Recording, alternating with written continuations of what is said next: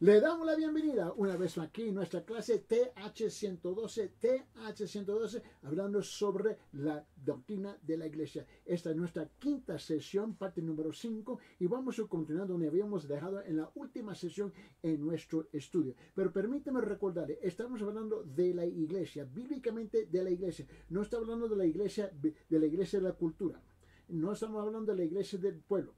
No estamos hablando de la iglesia de qué sé yo y qué sé yo. Estamos hablando de la iglesia bíblica. La iglesia bíblica. Nosotros somos llamados y pertenecemos a la iglesia de Cristo. No es nuestra iglesia, es la iglesia de Cristo. Ahora te recuerda que había compartido ciertos pensamientos con ustedes y lo quiero repetir porque vale más repetirlo, porque el problema, hay una tremenda terquedad, una tremenda necedad dentro de mucho del pueblo, entre comillas, el pueblo de Dios.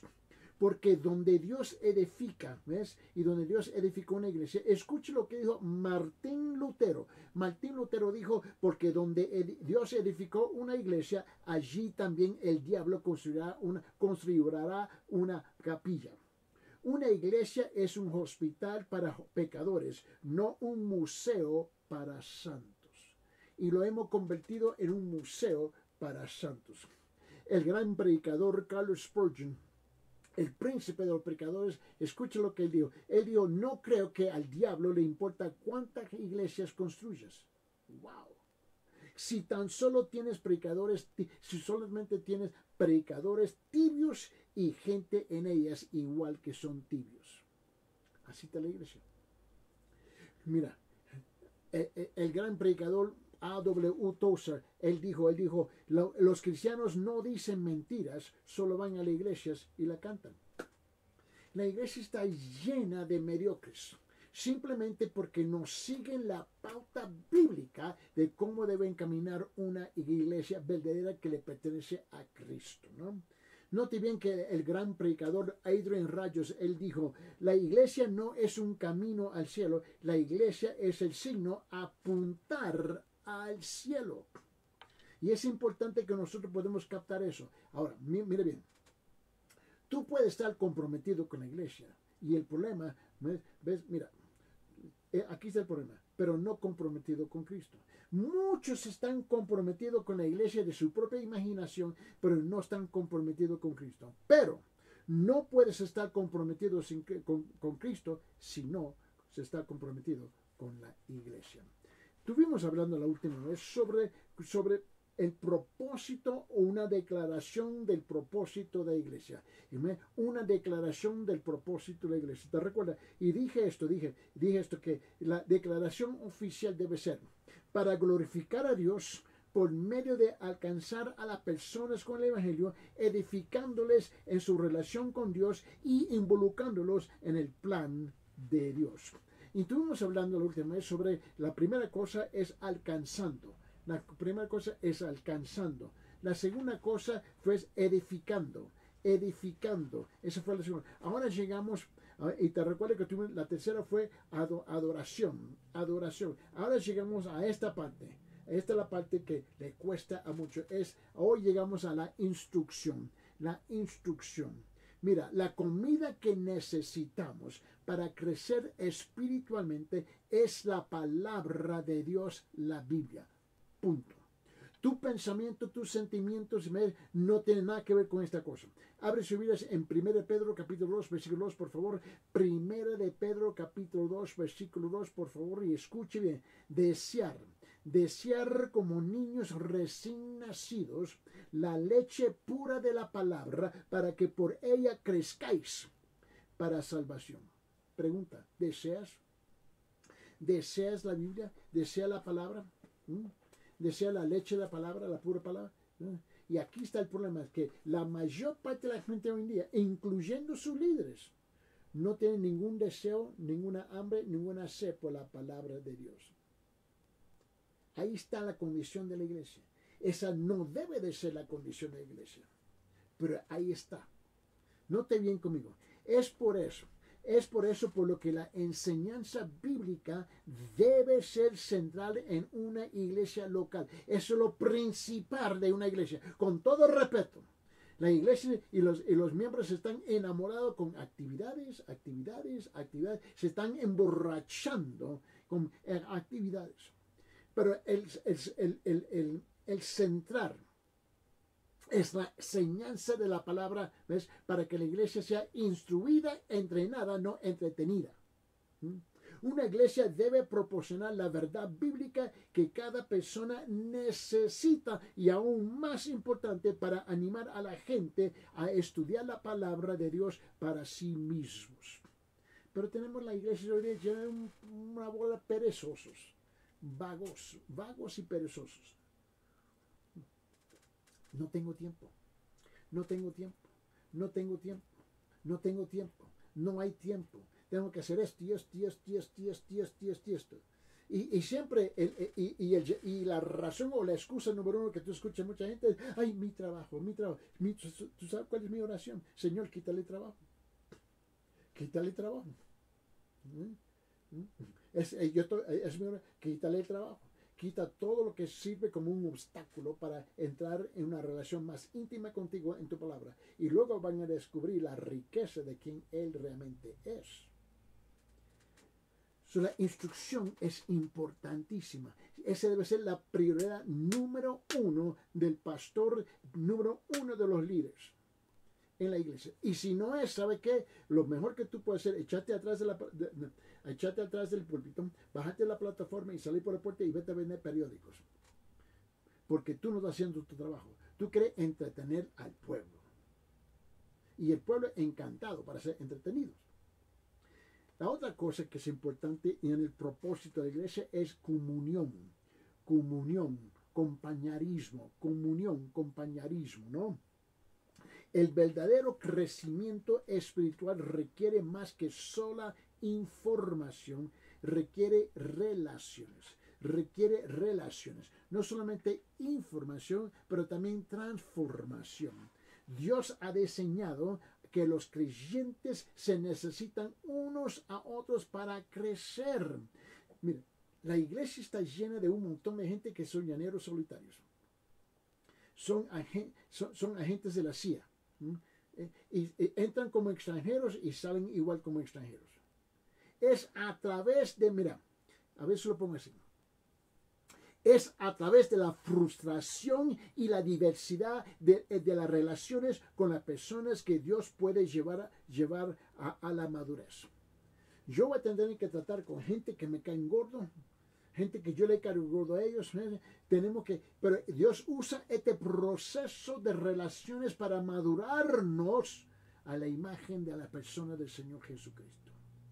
Así es esencial tener ministerios que vayan más allá de un servicio de adoración. La interacción personal nos permite entrar en las luchas, en las alegrías de otros cristianos y nos da la oportunidad de apoyarnos mutuamente. Esto es crucial. La tercera cosa grande que nosotros debemos de reconocer, ¿no? Y te recuerda que dije que la primera era alcanzando. Dije que la segunda era edificando. La tercera es participación.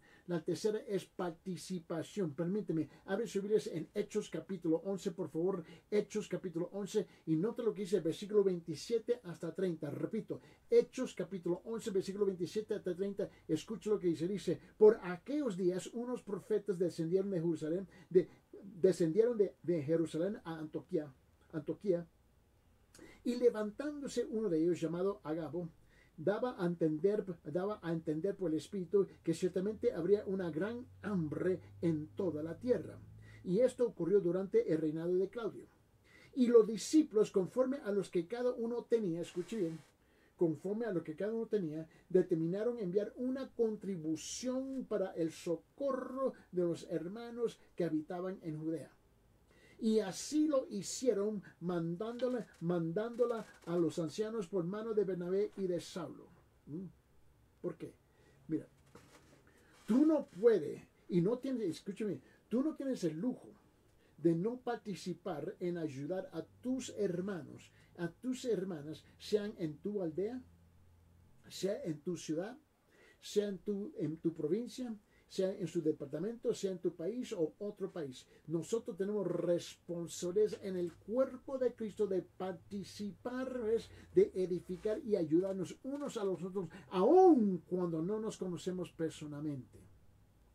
Permíteme, abre su Biblia en Efesios capítulo 4. Efesios capítulo 4. Y no te lo dice versículo 11 y 12. Efesios capítulo 4, versículo 11 y 12. Dice esto, dice, y Él dio, Jesús, el Señor, y Él dio a algunos a ser apóstoles, a otros profetas, a otros evangelistas, a otros pastores y maestros. ¿A fin con qué propósito? Mira lo que dice el versículo 12. A fin de capacitar, a fin de instruir, a fin de entrenar, a fin de preparar, a fin de capacitar a los santos para la obra del ministerio, para la edificación del cuerpo de Cristo. A veces, ¿sabes lo que pasa? A veces las personas en las iglesias asumen, yo sé que así es en nuestra iglesia, para la mayor parte, asumen que el ministerio es el trabajo de los profesionales, remunerados. A mí no me pagan ni un centavo, un céntimo ni un centavo. En otras palabras, ese es el trabajo de los pastores, ¿ves? Y la gente que trabaja dentro del liderazgo de la iglesia. Pero nosotros solamente llegamos para escuchar el mensajito con los brazos cruzaditos y cantar escuchar un sermoncito y unos cantitos y nada más. No, tú estás demasiado equivocado. Usted es un religioso. No lo es. Déjeme decir categóricamente, no lo es. Dios ha llamado a todos los creyentes, ¿qué dije? A todos los creyentes a participar en el ministerio. Él ha dado a cada persona ciertos dones espirituales, habilidades sobrenaturales para servir, ayudar a otros en vez de alguna manera. No existe una persona en la iglesia que realmente es nacido de nuevo, ¿ves? Que no tiene un don para utilizar dentro del cuerpo de Cristo. Eso no existe. En lugar de líderes, en lugar de los líderes haciendo la mayor parte del ministerio, su rol real es equipar a personas para el ministerio. Una vez más, regrese conmigo por favor en Efesios capítulo 4, versículo 11 y 12. Dice esto. Y Él dio a algunos a ser apóstoles, a otros profetas, a otros evangelistas, a otros pastores y maestros, a fin de capacitar, a fin de preparar, a fin de instruir, a fin de entrenar, a fin de capacitar a los santos, los miembros, para la obra del ministerio, para la edificación del cuerpo de Cristo. El ministerio no es una... Mira, el ministerio no es una cuestión de mero deber. El ministerio no es una cuestión de mero deber, es una cuestión de agradecimiento usando los dones, usando las habilidades que Dios nos da. Ahora, note bien. Hemos hablado de la naturaleza de la iglesia, que es. Hemos hablado del propósito de la iglesia, que se supone que debemos hacer. Ahora llegamos a la tercera, las ordenanzas de la iglesia, las ordenanzas de la iglesia.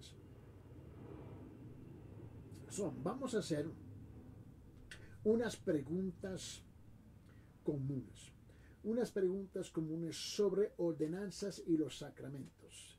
Ordenanzas y sacramentos. Primeramente, la primera pregunta, ¿qué es una ordenanza? ¿Qué es una ordenanza? Bueno, obviamente la palabra ordenanza no implica sugerencia o recomendación o buena idea. ¿Qué es una ordenanza? Es una fantástica, buena pregunta. Mira, una ordenanza es un ritual físico, ¿no?, prescrito por Cristo para ilustrar una realidad espiritual. Sacramento es un signo sagrado. Esa es la ordenanza. Ahora, la segunda pregunta que tenemos que contestar es: ¿cuántas ordenanzas debe de practicar? ¿Cuántas ordenanzas debe practicar dentro de la iglesia? Bueno, algunos creen que hay 7 ordenanzas, así que algunos creen. Pero la mayoría de los protestantes, los evangélicos, creen que hay solo 2. porque son los dos que son bien claros en la palabra. Mira, ¿cuál es la Santa Cena y el bautismo de agua? La Santa Cena y el bautismo. ¿Por qué? ¿Por qué esos dos? Bueno, solo esos dos, la Santa Cena y el bautismo de agua, solo esos dos están específicamente prescritos por Cristo y claramente practicados por la iglesia primitiva. Esos dos. Solo estos dos simboliza la obra salvadora de Cristo. La tercera pregunta. A ver si lo ponemos así. ¿Qué tiene que ver? ¿Qué tiene que ver con la salvación de una persona? Estas ordenanzas. ¿Ves? Estamos hablando de eso. ¿Qué tiene que ver con la salvación de una persona? Bueno, yo creo que así lo pongo. Practicar, vamos a ponerlo así. Practicar estos símbolos, ¿no? De ninguna manera salva. Practicar estos símbolos de ninguna manera salva o incluso ayuda a una persona a tener salvación eterna. Estamos claros eso, ¿no? Permíteme, abre su Biblia en Juan capítulo 3, versículo 6. So, la ordenanza no se trata de salvación. Juan capítulo 3, versículo 16 dice esto: porque de tal manera amó Dios al mundo, que dio a su Hijo unigénito para que todo aquel que cree en Él no se pierda, mas tenga vida eterna. Y aquí no tuve que encontrar la Santa Cena y el bautismo, ¿no? En Efesios capítulo 2, abre sus Biblias por favor, en Efesios capítulo 2, versículo 8 y 9.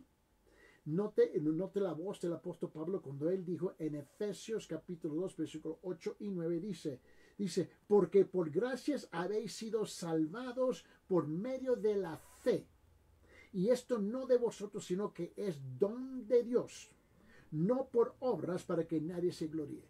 Obviamente, no por obras, porque aquí tenemos el bautismo y la Santa Cena. Ahora, estas ordenanzas son significativas solamente para una persona que ya ha confiado personalmente en Cristo para la salvación, no para otra persona. Vamos a hablar un poquito más del bautismo de agua en la iglesia. Bautismo de agua, ¿no? Vamos a definirlo. Número uno, ¿qué es la definición del bautismo de agua? Es el uso de agua, el uso del agua para simbolizar externamente el cambio espiritual interior que tuvo lugar cuando confiamos en Cristo como Salvador.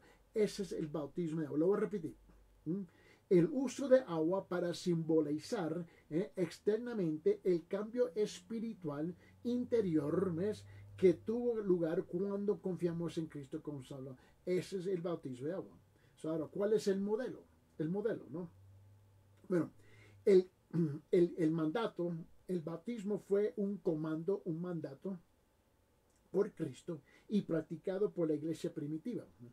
Primeramente tenemos Cristo ordenó a los discípulos ir y hacer discípulos. ¿Por medio de qué? Por medio de bautizar y enseñar hasta el fin del mundo. Eso no fue lo que él dijo. Abre sus Biblias en Mateo capítulo 28, versículos 19 y 20.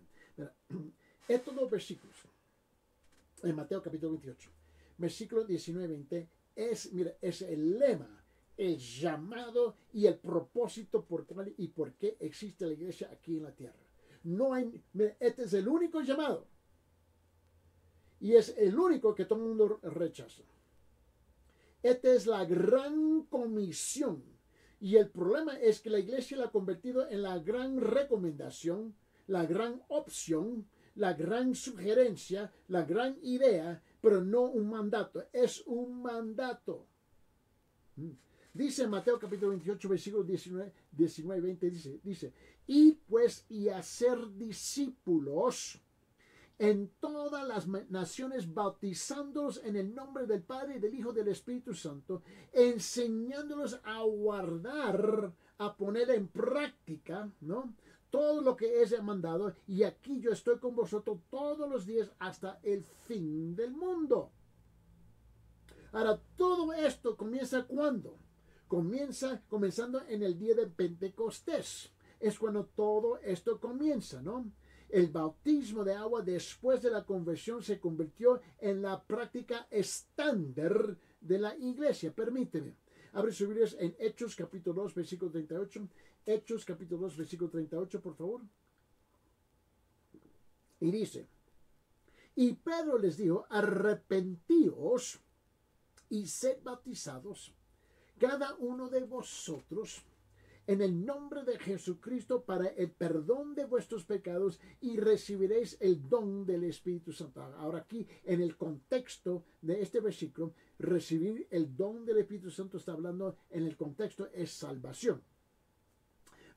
Quédese ahí conmigo en Hechos capítulo 2 y vete a versículo 41. Versículo 41. Hechos 2:41 dice esto. Entonces los que habían recibido su palabra fueron bautizados y se añadieron aquel día como 3,000 almas. Permíteme, por favor, abre su Biblia, vamos a hojear nuestra Biblia en Hechos capítulo 8.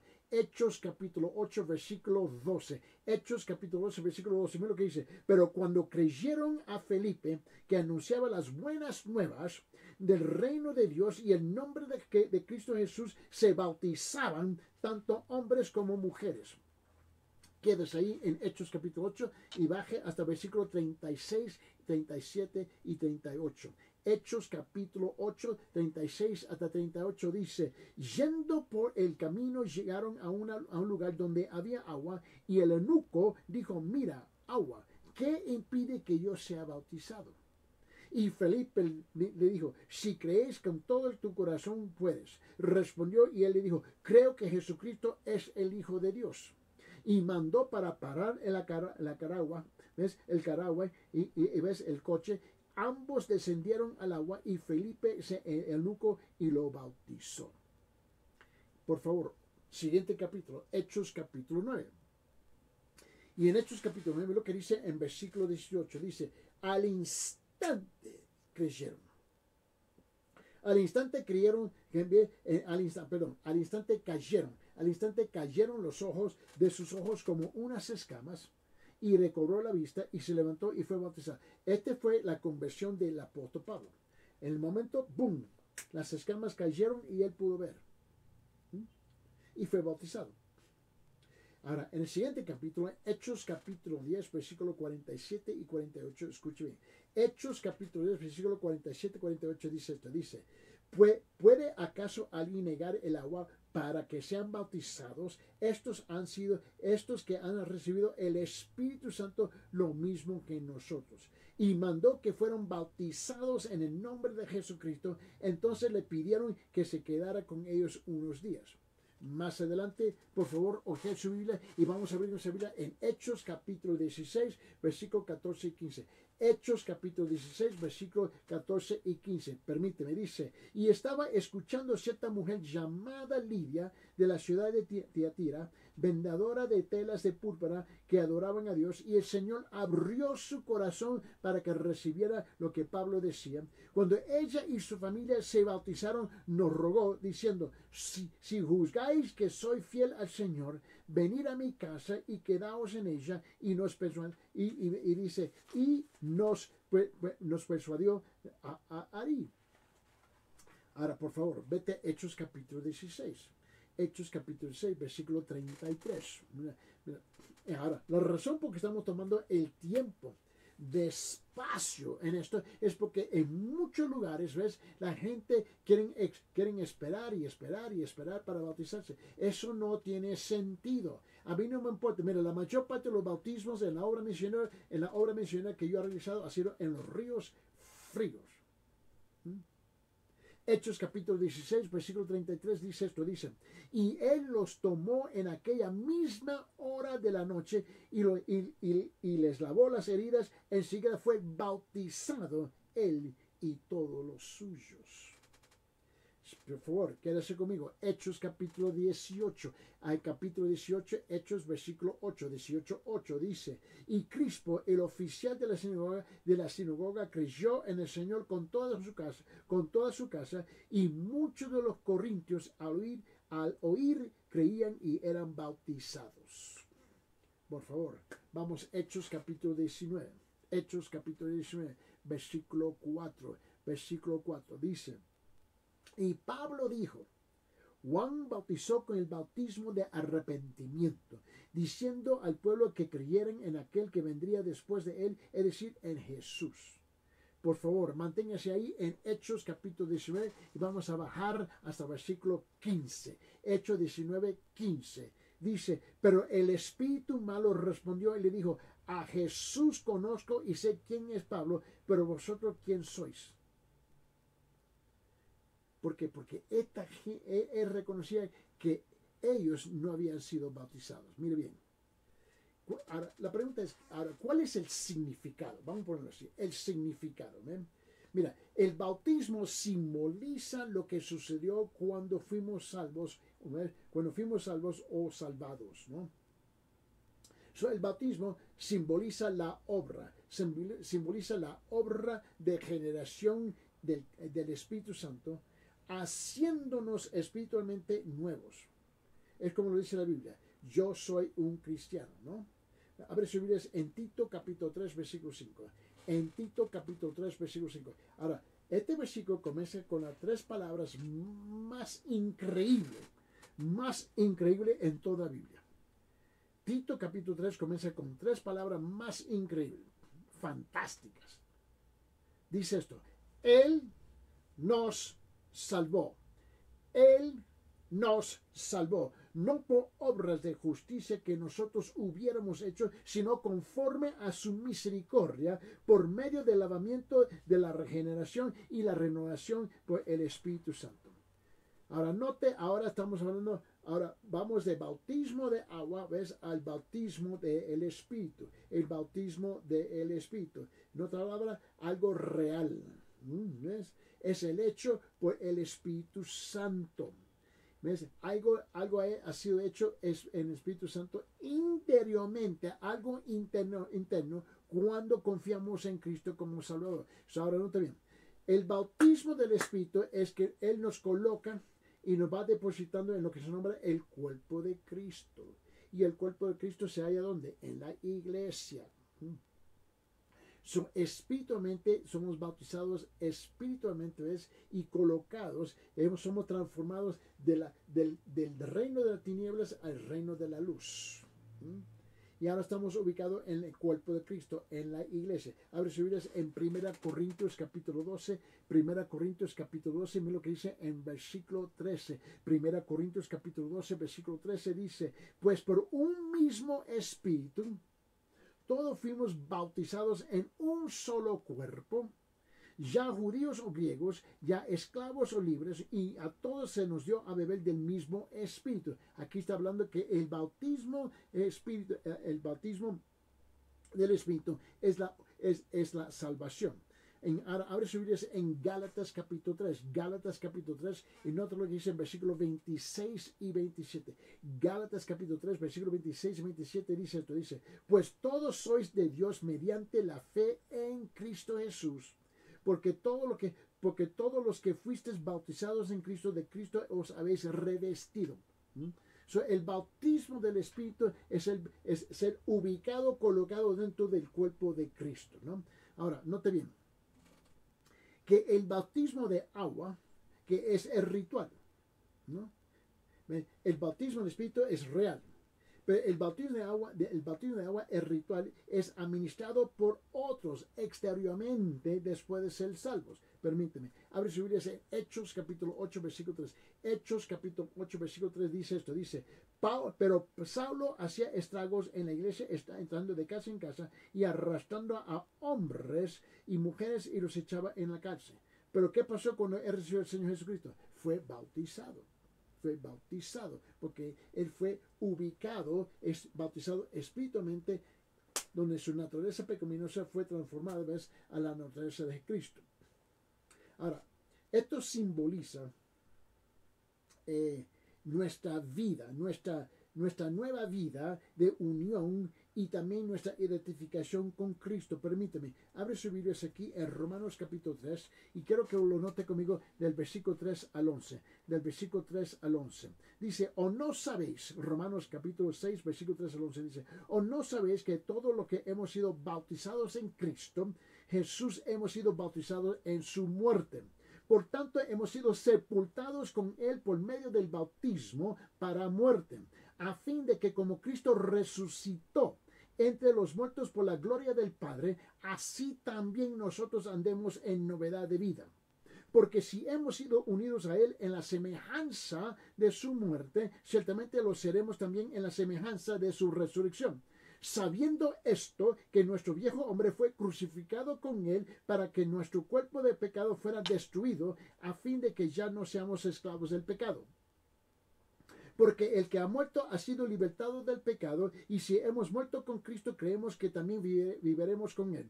Sabiendo que Cristo, habiendo resucitado entre los muertos, no volverá a morir, ya la muerte no tiene dominio sobre Él.